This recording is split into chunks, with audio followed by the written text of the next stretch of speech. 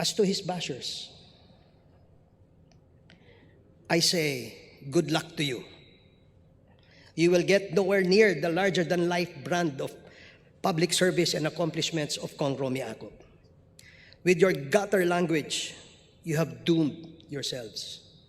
Allow me to take this opportunity to defend my friend against those who see his death as punishment for his alleged sins. My friends, as we all know, it is the will of our Creator that we shall all die. Regardless whether we are sinners or saints, only Jesus conquered the death for He is God. Nasa ating kultura na hindi dapat natin inaalipusta o niyuyurakan ang alaala ng isang yumao, kahit na ano pa siya sa paningin natin. Ang ganong katangian ay pagpapakita ng isang magandang pag-uugali ng isang respektableng Pilipino. Kabilin-bilinan nga ng ating mga matatanda na kung wala ka rin lang magandang sasabihin, mas mabuti pang huwag ka na lang magsalita. Lalo na siguro kung ang mga sinasabi ninyo ay puro haka-haka lamang at walang matibay na basihan. Napapahiya po ang ating mga magulang na parang hindi tayo napalaki ng maayos at tama. Sa lahat po ng sumisira ng alaala ni Kong Romy, isa lamang po ang masasabi ko. Hindi po tama ang inyong ginagawa. Hindi po maka-Pilipino ang inyong ginagawa. And as you continue to cross, or as you continue crossing the bounds of decency, you have revealed your true selves. In judging Kong Akop, you have allowed yourselves to be judged. You speak evil as if you are holy. Death is the great leveler. It is the last step towards our ultimate destination, either eternal happiness in heaven, in the company of our Lord, or be declared in contempt to suffer eternal damnation in hell in the company of him who was damned. Kong Romy, my friend, my mentor, rest now and enjoy your eternal happiness in the company of our Lord in heaven. To the family, rejoice that Kong Romy is now in the warm embrace of our Creator. I offer my deepest sympathies and condolences to the Akop family. Sa lahat po na nagmamahal kay Kong Romy, kasama na rin po kaming mga kasamahan niya dito sa Kongreso. Hindi po namin makakalimutan si Kong Romy. Paalam, Kong Romy, isa kang mabuting anak, kapatid, ama, lolo,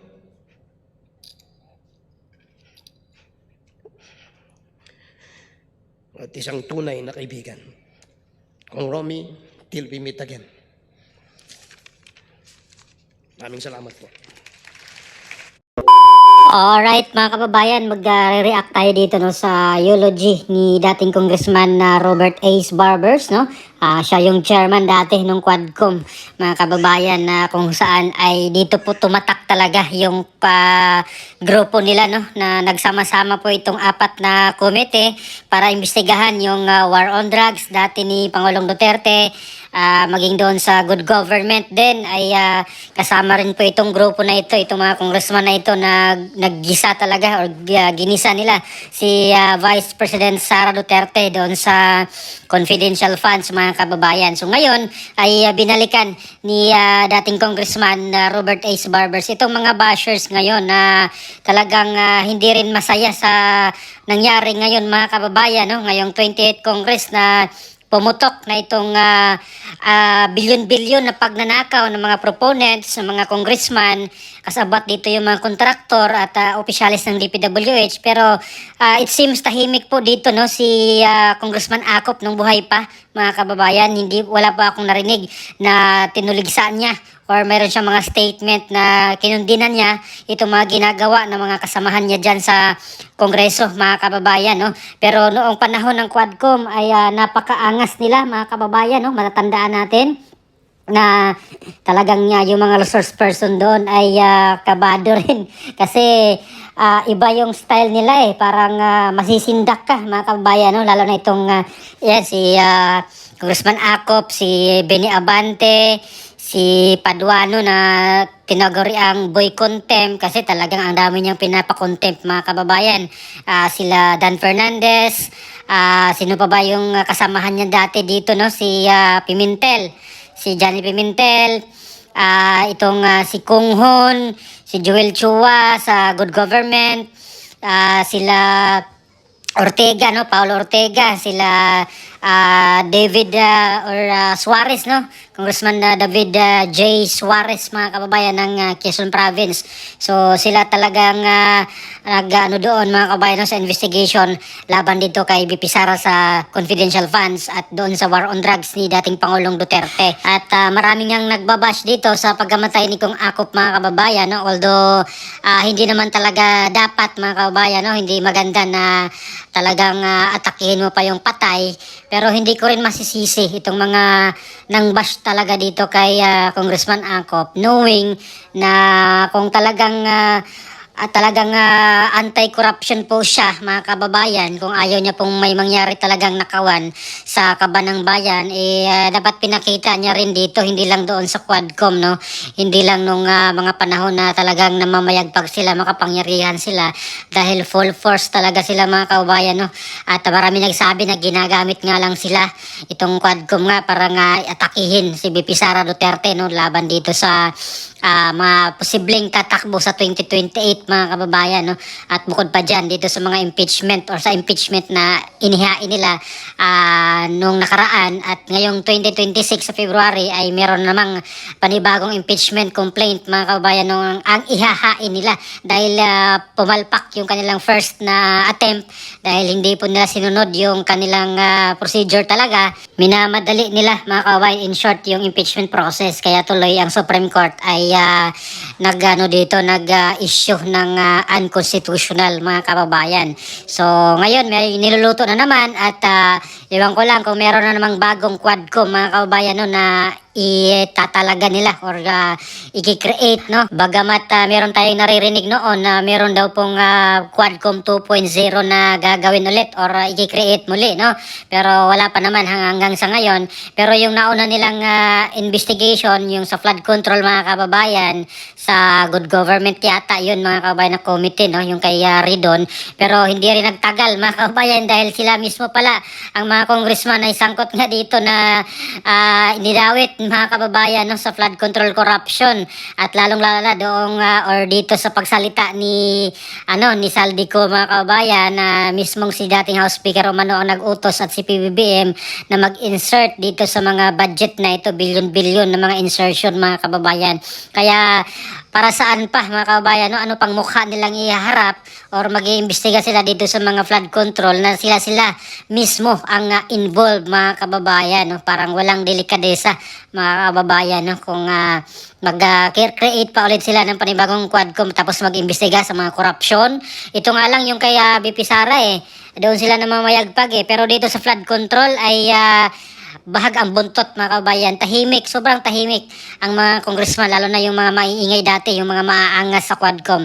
Pero pagdating dito sa flood control corruption na bilyon-bilyon at dito rin sa mga budget insertion ay sobrang tahimik, mga kababayan. At makikita natin dito sa mga post ni Congressman Leandro Leveste na itong mga congressman ay ang dami nilang mga nilalagay na mga budget na, mga kababayan, no? Yung term nila ngayon ay allocables na, hindi na insertion, no? Allocables na, mga kababayan. At dito nga sa report ng PCIJ, no, or ng Philippine Center for Investigative Journalism, na nangunguna nga itong si Congressman House Majority Leader Sandro Marcos, na tinaguri ang bagong king of pork barrel, mga kababayan.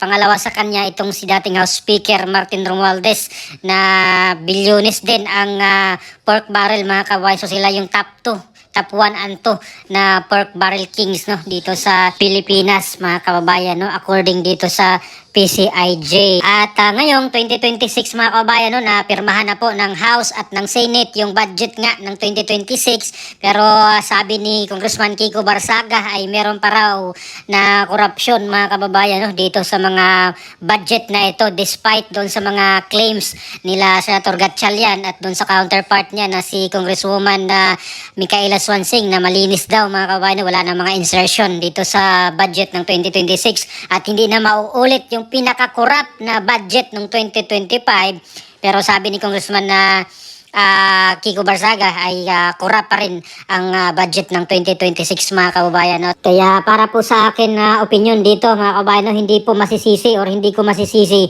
yung mga basher na talagang binibira no, itong si Congressman Acop dahil ang angas nila noon na nag-imbestiga doon sa confidential funds si BP Sara 125 million at doon sa mga war on drugs victims. No? Pero pagdating nga dito sa flood control ay tahimik itong mga ito mga kababayan. No? Mas dinaig pa sila ng mga batang congressman mga kababayan, no? Kagaya po nila Congressman Kiko Barsaga at ni Congressman Leandro Leveste na talagang kinontra nila itong mga corruption ngayon na nangyayari sa flood control mga kababayan. No? Pati mga congressman na kasamahan nila ay hindi po nila pinalagpas. So ano po masasabi nyo dito mga kababayan sa buwelta ni Congressman or dating Congressman Robert Ace Barbers na pinagtanggol niya dito si Congressman Acop no, sa mga bashers na bumira sa kanya? Ayan, so please comment down below. Maraming salamat. God bless po sa ating lahat.